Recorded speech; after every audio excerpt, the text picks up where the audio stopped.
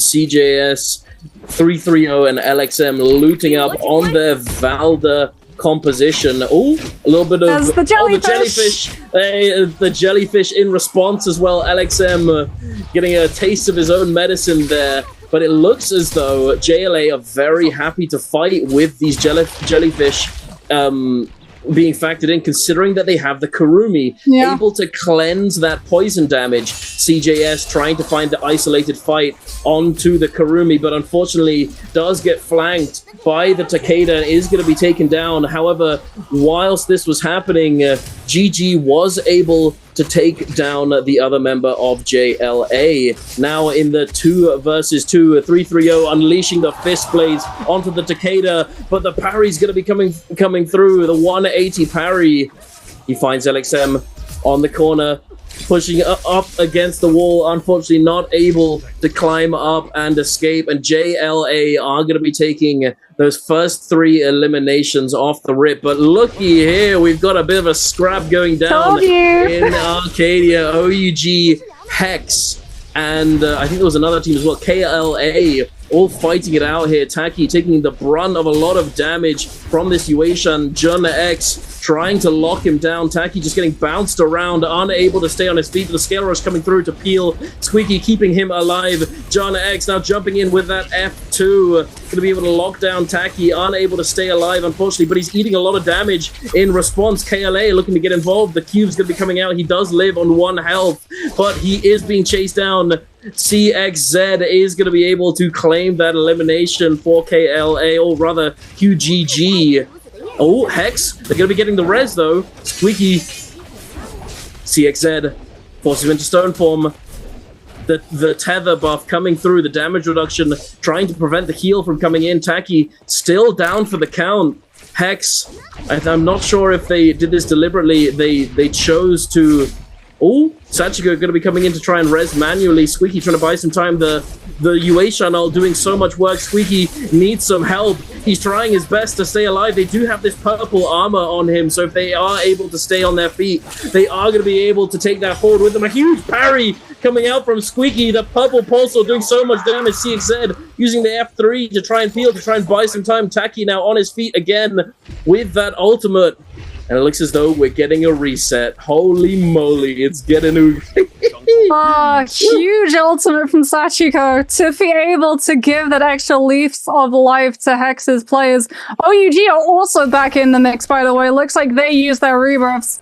Or rather, no, they didn't. They just disengaged when the third party came on through and now healed up. They're coming back into the fray as Rico on the outside just keeps additional pressure with that cannon coming through. We talked that Arcadia would be one of those locations which is sought after, and it does look like both teams in these areas are trying to get the kills, but also looking through the buildings to see if they can pick up those Thunder Coins. Taki eats so much damage on the charged vertical off that pulse sword, goes down almost immediately, and it is now going to be Rico with that fan coming on through, keeping up the pressure, goes to the X into the fight, throws out the charged vertical, tries to throw it out yet again, gets parried this time by Sachiko, who will be able to find the counter. Unfortunately for him, he's not going to be able to find the punishment. The combo breaker Wisp Jump has already been utilized. OUG 2 versus 1 will finally take him down. It's just Hexa Sachiko who uses that Kurumi umbrella to get himself a little bit further away. Has he been able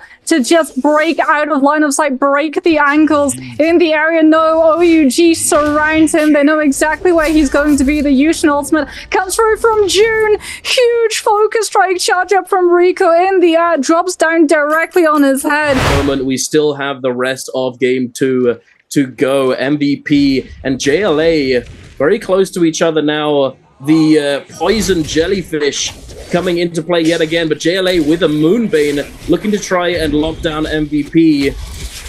Not able to do so immediately. Shinyun eating a bit of damage there. The Takeda ultimate is online. Shinyun losing all that armor. Hong having no health, but all the damage is just too much. The fan, hey, we know how much damage fan does, ladies and gentlemen. MVP are eating the brunt of it. All of the cooldowns being put down, except for the Kurumi, of course. MVP now forced to try and disengage. Hong trying to grapple away, using that stealth, but the double charge on the nunchucks is... Oh, he's going to read it, and he's going to catch him, and Hong, unfortunately, is going to be taken down, I'd imagine, in this 1v3. And there it is. Also, another thing to note, I did just see that OUG has picked up a bounty onto Hex. Try and enter that portal, stopping for a little bit. Two shoppers, GG, put themselves on the cliff, figuring out whether or not they want to try and take some of this fight. This is a composition that GG have used to go into Realm of Yangs before. BAODA is going to put a little bit of pressure. LXM going to back on off as a result. Doesn't want to get forced into having to burn that ultimate. There's the Realm of Yang. XMF have been able to go through. So too has BAODA. Oh no, JLA the creep! JLA didn't manage to grief anybody. LXM comes on through. The F3 gets dropped from the BAODA. JLA down the Takeda, the Hyper Burst carry. He utilizes that Takeda ultimate just to try and shove GG back and live his life a little bit longer. No. But the BAODA's team are relentless. As BAODA and OUG.Xx go head-to-head. Rico already falling, unfortunately. BAODA managing to find the better read. It is an Aeromex team currently on the ropes. June having to go for that Yushin ultimate as well. They're up against a Xiphon composition. And as a result, Axshaw is going to have to be incredibly careful with how he plays this, putting pressure on that Z-Ping. Gets to see whether Matari comes on through his Yushin ultimate, trying to find the stagger and set it up. Combo breaking now utilized. Hardy trying to run away with the charge. Vertical doesn't actually get out of the way of the Zai V2 cone coming on through. And Jing is just making his life absolutely miserable at the moment with that pulse of locking him down, not allowing him to peel for his teammate. As on the outside, we can see that Hex have been able to actually recover. Not only are they able to recover, they're able to put up enough pressure onto the players of JL that they're forced to reach and teleport out.